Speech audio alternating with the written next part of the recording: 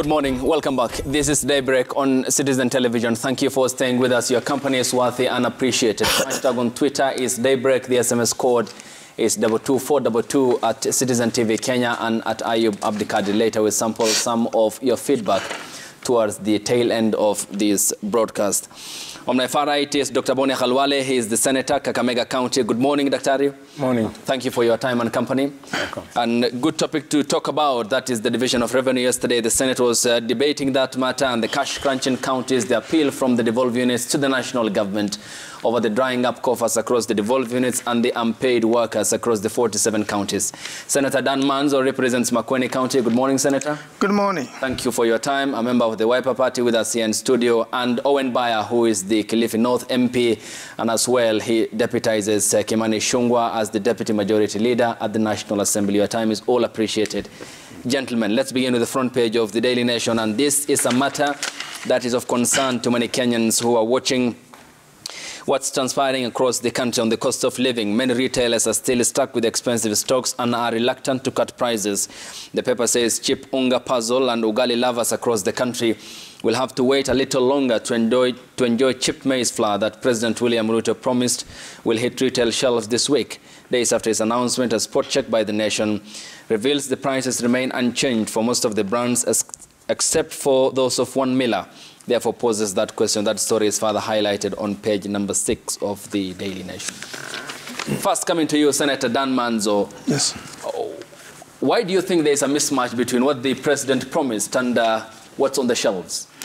Well, I had an opportunity to sample out in Makueni, and luckily I was on a radio station and there was a call-in from Wananchi whether the unga has been reduced or not. And strangely enough, what the government is saying is not yet the position of the shops. And I think also Citizen Television did sampling, went around, one of your journalists, and still the cost of unga has not come down as has been expected. I believe we'll get feedback, more feedback this morning from Kenyans as to whether the cost has been reduced or it is still the same. We are very lucky as a country.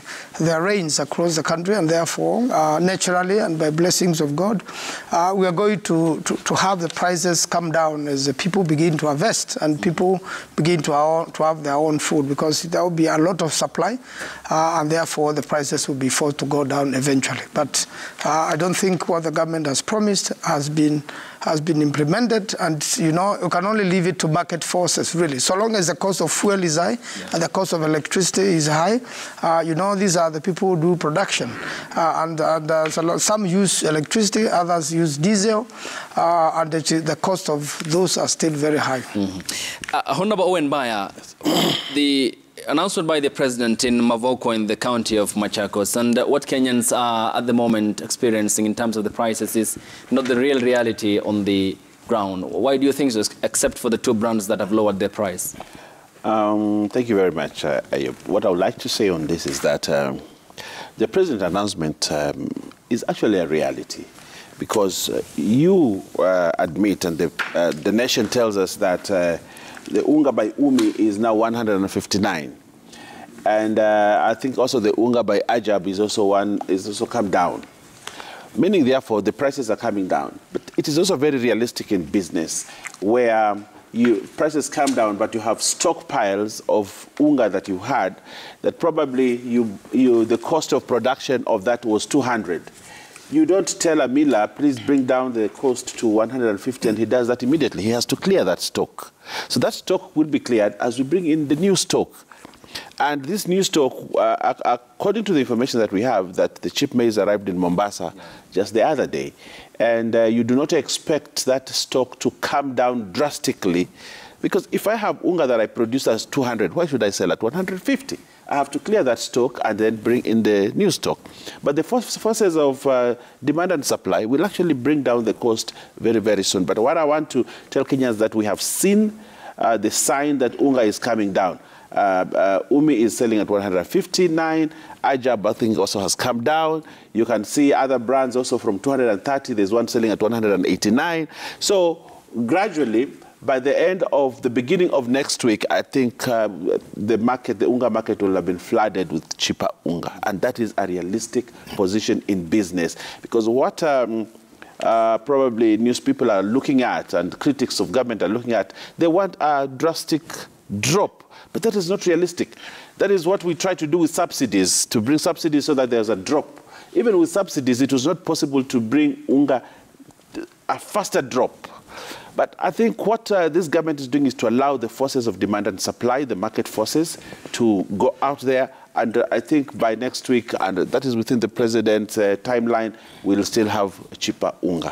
And then, isn't it then also a realistic public expectation that the explanations that you have given us here ought to have been also given by the president, to explain to the Kenyan people also that there are many other factors that determine the price reduction, including the forces of demand and supply? Because the expectation was that immediately he made the announcement as the head of state, they expected a there and then drop in terms of the prices of, ugali or unga. Now, I think that the president was right to say, he said within the week, within a certain period, he said prices will come down. He also understood, he didn't say prices will come down today or come down tomorrow, because he is realistic to the fact that there are certain forces of supply and demand, market forces must play. We do not want to go out there and force. I remember, if you remember during the last days of Uhuru, he was literally forcing millers, you must bring down the prices of unga. That was not very good for business. And that is why it didn't even work. Even when they pushed subsidies, and you are telling people, we are giving you subsidies, you are not giving them the money, you are telling them to drop the prices of unga. They are saying, how do we drop the prices of unga to 200 or to 100, while my production cost of the same is 200? And I need to make a profit of 20 shillings on top. So I'll sell it probably 220, 230. But you are being told by government with a big stick, please bring down the price of unga because the president has said. I think this government is different. We allow the market forces. And by allowing market forces, we are building a stronger economy. You can imagine the amount of money the people of Kenya lost through subsidies, for subsidies. And these subsidies was actually an opportunity for people to make money, for corruption. And that's what happened. But we are saying we are not going that way. We will allow the forces of supply and demand, the market forces, to take place. But we have also said we have brought cheaper maize. We are making it available. Again, in business, there are people who will want to profit out of a situation. Okay.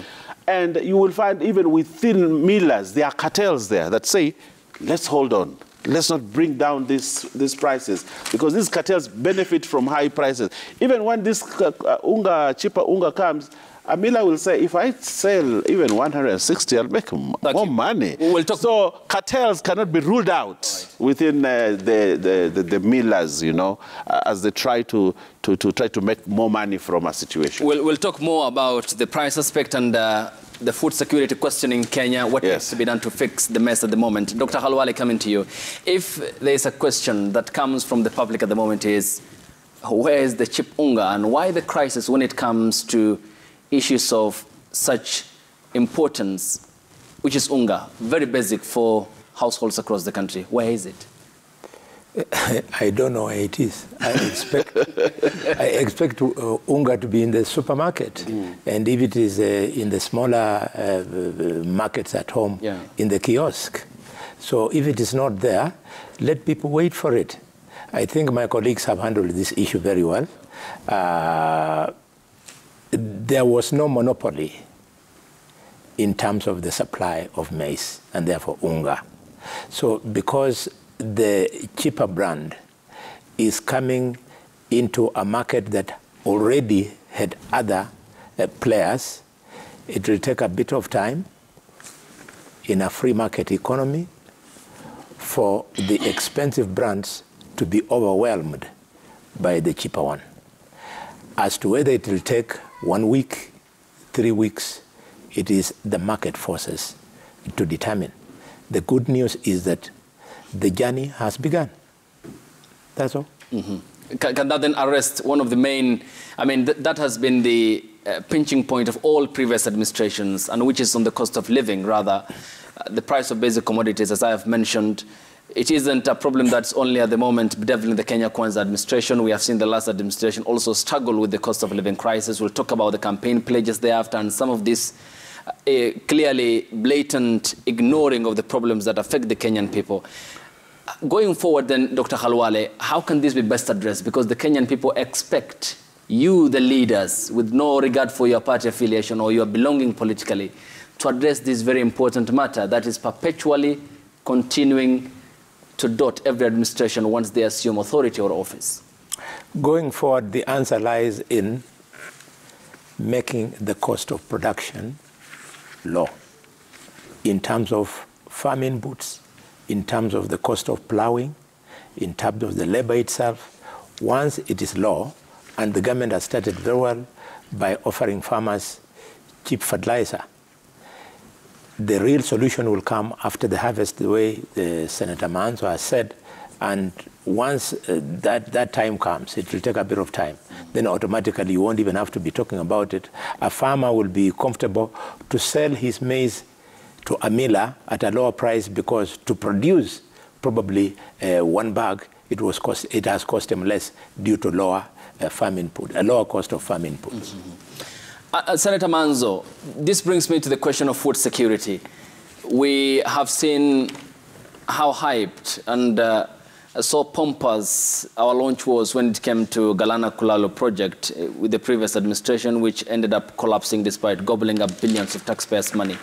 And here we are talking about a food security question, and Kenyans who are unable to get the cheap unga that they want in terms of getting their household and the amounts they are to be fed.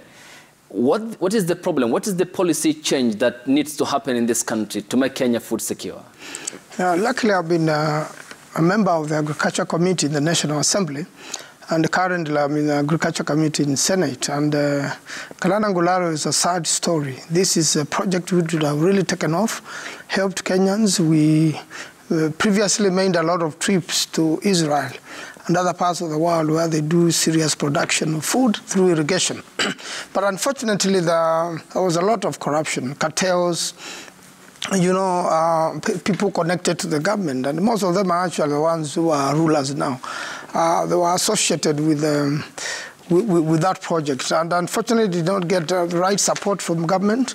Would have been very useful to Kenyans, and would have even farmed. That area has a lot of land.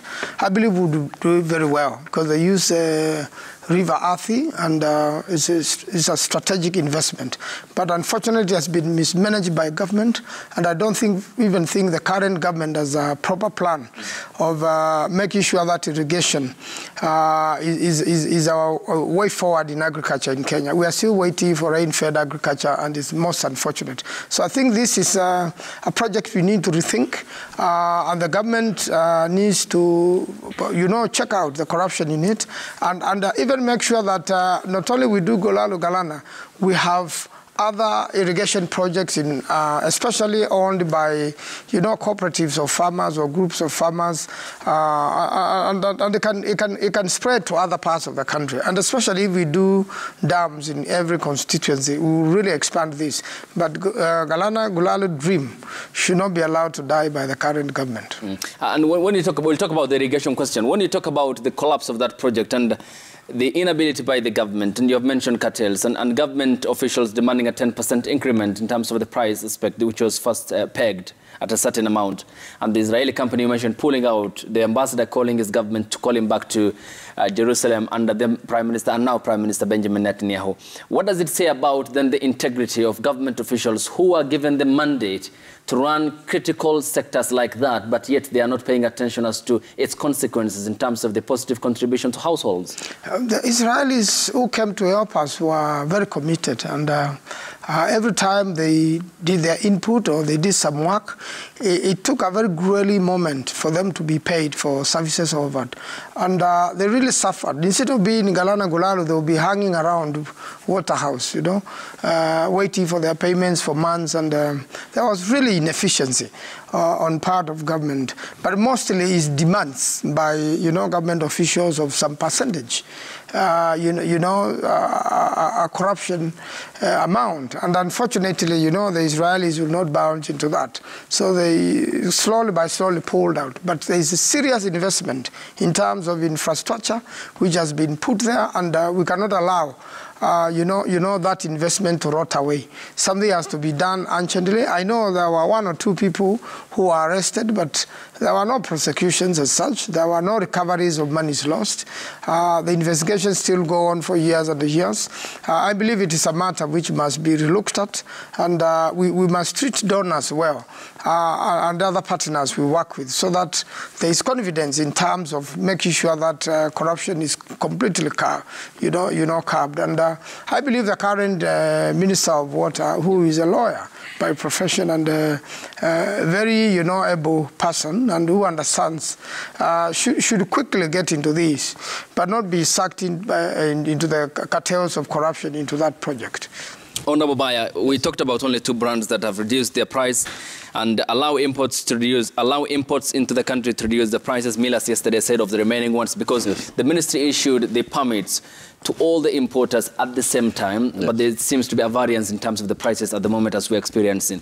Yet there was the announcement made by the president, and 2 ears of many Kenyans, that was the much-awaited call. However, he has no control whatsoever over the forces of demand and supply in the market.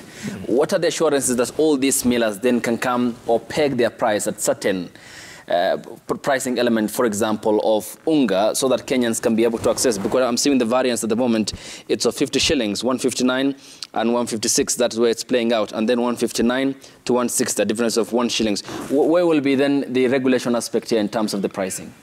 I think what we need to look at when we come to the prices of unga is a reduction of prices of unga. It needs to be seen as a process rather than more of an event, because there are many factors, like we have said and agreed, that there are many factors that play when it comes to price determination. And when all these factors are put together, it will take time before all these things patter to a certain level, to almost the same level. So I'm reading the story in The Nation, and if you look at The Nation, I saw what they're saying in Kakamega town. For example, in Kakamega town, the cheapest brand was Ajab. It was selling at 167. At the Mama Watoto supermarket, at the Quick Mart supermarket, the dollar was 212. Jogo was 212. Soko 212. Amaze 243. Who are these people? Which companies are these that are selling at that higher level? It is the big guys, the people who have controlled the market for many, many years. And like we have said, because they still have stockpiles, huge stockpiles, because of mass production, we do not expect that they will wake up one day and say, okay, we produce this unga at 200 shillings. Now we're going to sell at 150. Then who takes care of the 50 shillings? Now what we need to do is to allow, one, the new maize that has come in needs to get to the millers. It is processed. But then what do? You sell the maize that has just come in as a business plan, or you want to first clear the stockpiles that you have for you to be able to create a way for the new stockpiles. I think that is just simple business sense. And that's what Kenyans need to look at. Yes, the will and the ability to reduce the prices is there. And the government has made it very clear. Okay. They have allowed duty-free maize, and they have facilitated the 2 ships that docked in Mombasa to bring that maize. The licenses have been given. I think there are very many people, in fact, several people called me and said, oh, I got my license, I'm going to import cheap maize. So the process, the government has started the process, and this process will eventually end up at the targeted price. In fact, the president said, probably we might even get this maize, this unga at 120, at 150, or even 100. But he is also not being that kind of a dictator in the market to say you must bring the price of unga whether you make a loss or not, or saying you must reduce the prices of unga because we'll give you subsidy. I think these are things Kenyans are used, and millers and business people are used to a situation where there's a crisis in government, they want to benefit, they want to make money out of it, and they're saying, let us get, probably they're waiting for subsidies. But even, I listened to the clip yesterday on Citizen TV that said there are people who still are waiting for their money for subsidy. You'll collapse business. Millers will collapse. And the worst that can happen in this country is when you have millers' businesses collapse because of bad government policy. It means the unga will not even be available. Okay, yes, Dr. Kenyans should not be left to believe that having made those pronouncements, the president was helpless. He is not, because in this country we have the Competition Authority of Kenya. Yes. And this authority is charged with the responsibility of protecting consumers. You've heard Honorable Baya has expressed his fears about interference by cartels. The authority is charged with that responsibility to protect consumers by preventing that kind of attempt, so that competition under the law of competition is the benefits are enjoyed by the consumers. So all that we are waiting for is just time. In the course of time, okay, the things then will roll out and the impact will start being felt by everybody. In fact, I had not read the part that Baya is referring to in the papers. You can see somewhere in Kakamega already they are selling at 167 from what he read. Yes. And remembering that before we took over government, the prices were 230. This is what we are talking about. Okay. That things are looking up in that sector. But still, there are, I'm looking at also the spot check that we did. For example, in Mukuru kwa Nyanga here in Nairobi, the cheaper brand is retailing at 195, the highest 130, it's unchanged. In Mathare North, the cheapest 192, the highest 230 shillings. In the county of Kisumu, the price of 2 kg packed range between 193 and 245 shillings. In Kakamega County, 167, that is quite a good news. Jogo fertilized 212 Kenya shillings. I mean, there's no straight line when it comes to the pricing element. But Daktari, briefly talk to me about the inability this therefore signals with regards to how we look at agriculture and why we certainly are dependent on imports, for example, to balance up our food in the country rather than focus on production. Yet there is available arable land and half of the country's population goes to bed hungry at night. It is the cost of production. For example, if you come to Bungoma and Kakamega, areas that produce maize, farmers in the last 3-5 years have been moving away from maize farming to sugarcane farming because they were not seeing the profit. But if we manage it the way the government has started managing it, farmers will realize that you can make money from production of maize. People go to their farms for only 2 reasons. The first one is to grow something that they can eat. And once they think they have enough, the balance, they are supposed to make money. So if you expect a farmer who has got, for argument's sake, 20 acres of land and has got a family of 10 children, if you expect him to put that land, 20 acres, purely for purposes of subsistence, then you are defeating his intention. His intention is to take part of that produce, feed his family, and the balance to sell so as to empower the family economically.